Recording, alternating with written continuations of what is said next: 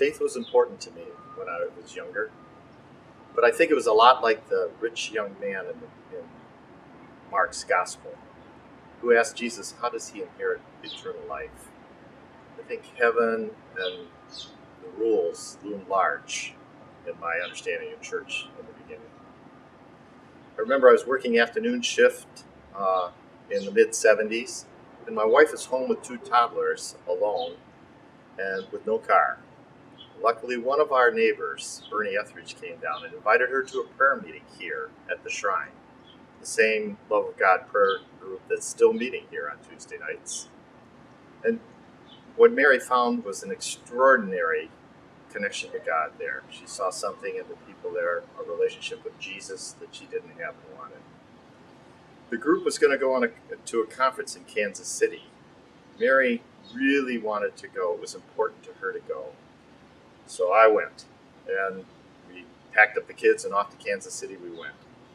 I remember walking in the stadium and sitting down in my seat and listening to a speaker inviting us to close our eyes and remember all the things that we cherished in our life and to place them into our hands as we recall not only our relationships, our cherished children, the gifts that we've received from God. And he explained to us that was what God had given to us so that we could understand him and know how much he loved us.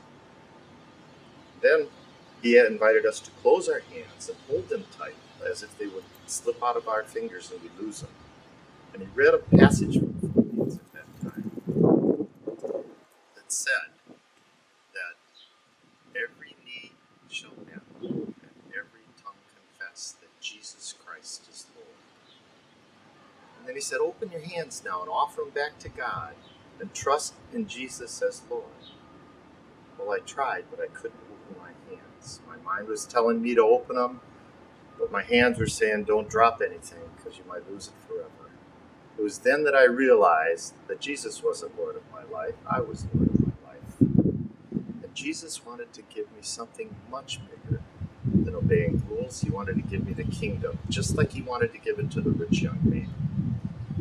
So I had to follow him. I had to seek his help. And when I finally realized that, I could open my hands. I didn't know really how to follow Jesus, though. I didn't know what else to do. But somebody gave me some wise advice. He said, look around and see where God is working, and go ahead and join the party. And so I did. There's a line in Psalm 105, that says, God's people will always seek his face. And I think that's important in the kernel of what I now believe I have to do. And I hope it's what the rich young man did too. When you go home, open your Bibles and read the story of the rich young man in Mark chapter 10. And just ask yourself, how does this passage speak to you? What is God telling you about yourself and your relationship?